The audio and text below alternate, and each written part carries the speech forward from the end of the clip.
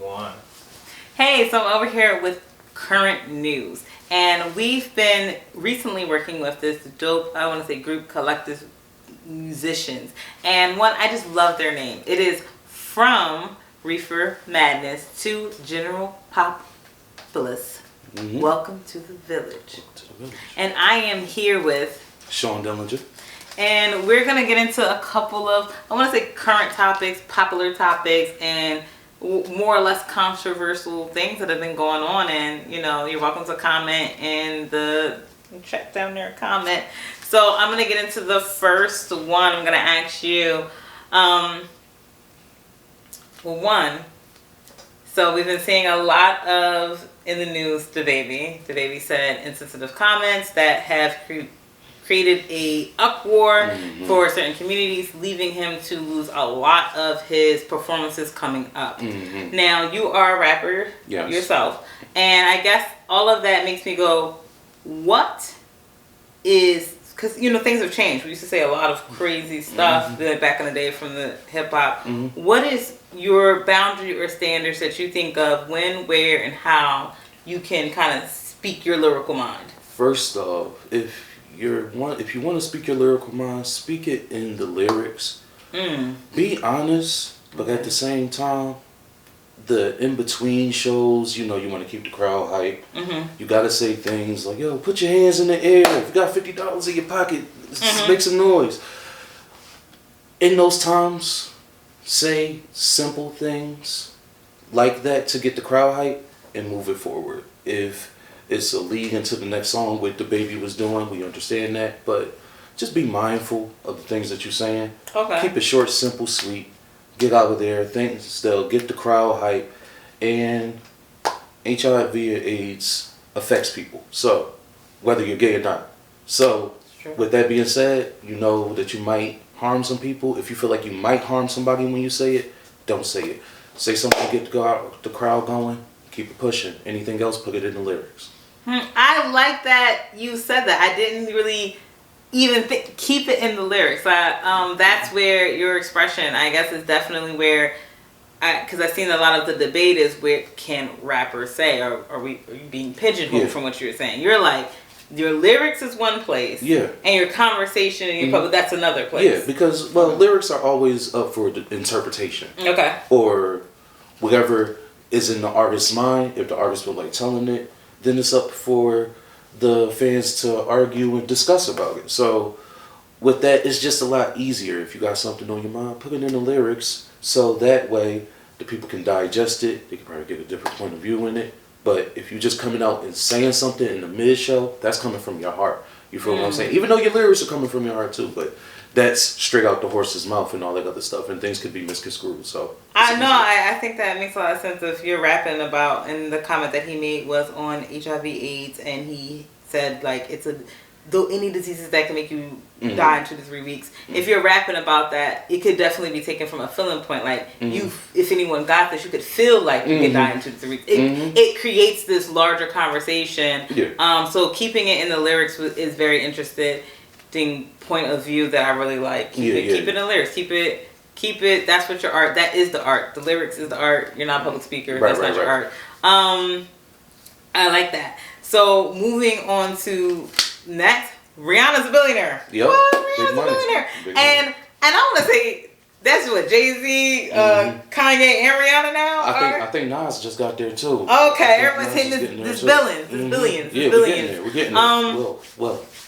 Now, when it comes to music, the reason I bring this up is because I think it's dope that Rihanna is, you know, a billionaire. We're seeing entertainers become it. But why we don't see so many entertainers become it is because Rihanna's not a billionaire because just her music. Right. No, she reached outside of her artistry to do that. She focused her artistry on, she focused her artist mind on the business side, doing things different, doing things out of the box, and made $1 billion off of it. I was just having a conversation with my man's right here. Sometimes artists are not always business people, but sometimes you get it right, you know what I mean? And that's good for her that she made $1 billion. Now we know why we ain't getting no music, but at the same time, if the focus is going to be on something, it better be on something that's making you money. So That is true. And bringing up that, Rihanna, I definitely posed a question. I posed a question to my, if anybody viewing me. She made $1 billion and she partnered with another company. I'm pretty sure that the company is LV. Louis Vuitton? Yeah, it's LV and H. They have a holding, like, so, a company that holds multiple other companies.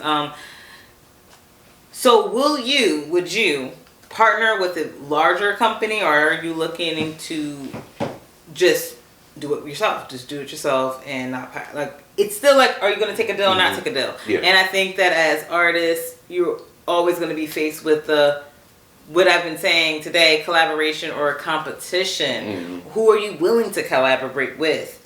If it gets you $1 billion, branding's important. All these things, having a business, thinking outside of just your music. I see we're seeing a shift and a change. Yeah, like I said, billionaires are coming through. We got Vince Staples on Sprite cans. Vince Staples on Sprite cans. It's a lot. It's moving, and this is the time. There's crypto, there's Bitcoin, there's too many ways to make money. Too many ways. Merchandising, Kanye, I did not think when Kanye started that Yeezus would be a thing. Yeah, no, I mean, I did not see that coming. I thought it would be big. I never thought it would be like this. I never thought it would be like this. Crossing from two major footwear companies. I mean, Nike. Then we go into Adidas, and we making slippers that look like jailhouse shoes, but we making money off of it though. You know what I'm saying? We getting bread off of it. So then, artists now locally. So we're talking about famous people making famous money. So even the baby, like he lost a check. He got checks though. So it's like people are still streaming his music. People are mad at him, but there are people that have a difference of opinion in the way that went. So he's still getting streaming revenue. There are probably still people that are gonna want to book him. So yeah, he lost some money, but it's still all way more money than local artists are making. And I've been hearing a lot of talk about local artists paying for performances versus being paid for performances. And you are a musician yourself. What do you think should dictate that? Well, there's a lot of artists nowadays. There is a lot of people making and creating, and we do need to be compensated for it. But at the same time,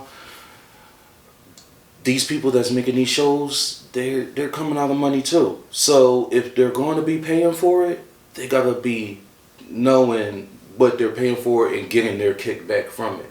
So with that being said, I feel like there should always be a pay your due point.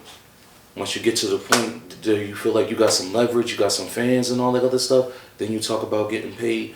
But if you are like an artist, and be real, if you ain't got no fans and them plays ain't clicking, you just gotta hit the ground running with these shows. Now I don't mean pay every single person, but you will have to come up off that. You're gonna have to invest in yourself. So for the lower artists, invest in yourself, pay for these shows, get out there, see as many people as you want. Once you start getting that fan base and you start seeing that, hey, I'm bringing in more people in this show than y'all had when I first got here, then you start asking for your money. But at the same time, there should be a there should be a, work for it period. You know what I mean? At least. I always go, I've been, as we said earlier, the CEO of New Person. I have been definitely throwing shows. I have paid artists. I have required artists to pay me.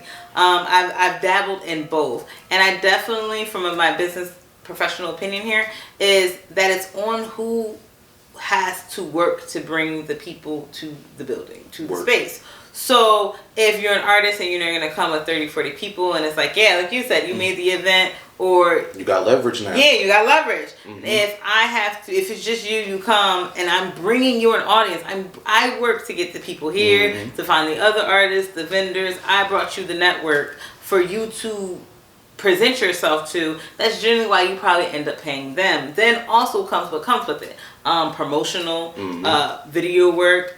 We have our CEO. The people that you meet at these shows. Grabs that camera and videos you.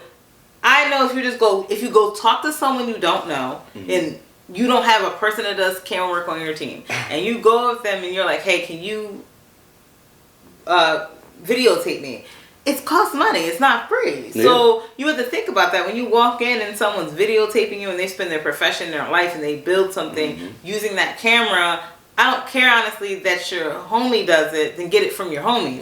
Pay for him a ticket for him to come too. It's about recognizing and paying attention to who's the work and where's the labor lying on.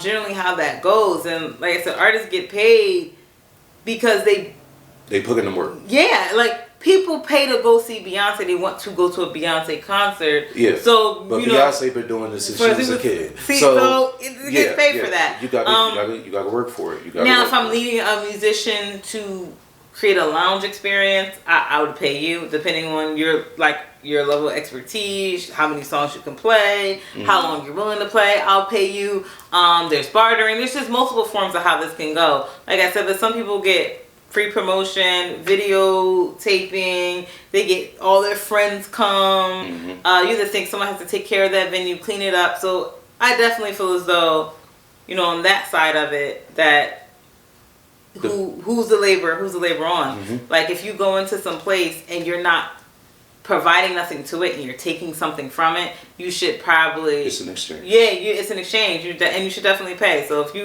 if you didn't meet these people anywhere else and you met these people at that place, that's why you paid that place. Exactly. They worked to bring those people. You didn't do that work. Exchange of energy here.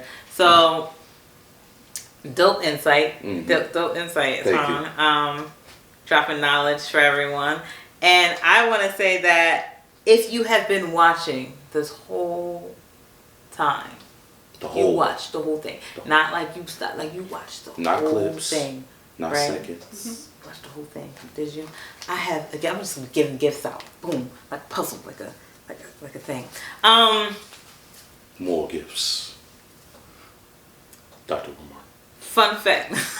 Fun fact. If you can tell me who Kate is, what her job title is, of what brand she works for, I got a gift for you. The first comment on here. Don't be like the 8th comment. If you seen, I know you copied. That's not you. Now you seen her face. Like she said it. She said it in the beginning. Yeah, like okay. It's not hard. It should be easy. So if you gotta scroll back to the front, it's not my problem. Scroll back to the front before the other person do. I got gifts. Should I tell you? It's like I'm gonna spin it. When I announce it, it's gonna spin. It's gonna be like you won either like a VIP ticket, a cash prize. You might win a headline show. A headline show. So if you're gonna be the person that gets to win my spin of fortune, I don't know if that's copyright infringement. My spin of fortune. Let me know. I'm not even gonna. I'm gonna take this old school, stick a plate around, and whatever it lands on, you get. You may get a $25 gift card. You may get VIP tickets. Hey, but watch the whole video. Watch the whole video. Know the answer. And it's a simple one. This is the easy one. They're gonna get harder as they go. So, but thank you for tuning in to Altruistic News and all the dope people. When I say their name, you're gonna hear them screw shit and go woo woo woo. I got Sean Dillinger here. I'm not gonna say your name. See, got you. Just scream. Woo! Haha. And I got Tim Jones. Woo, motherfucker! All right, and thank you to the CEO, Terrence Harris. Woo! Yeah. All right, for creating this dope platform. Catch you next week. Of course, the news. Thank you.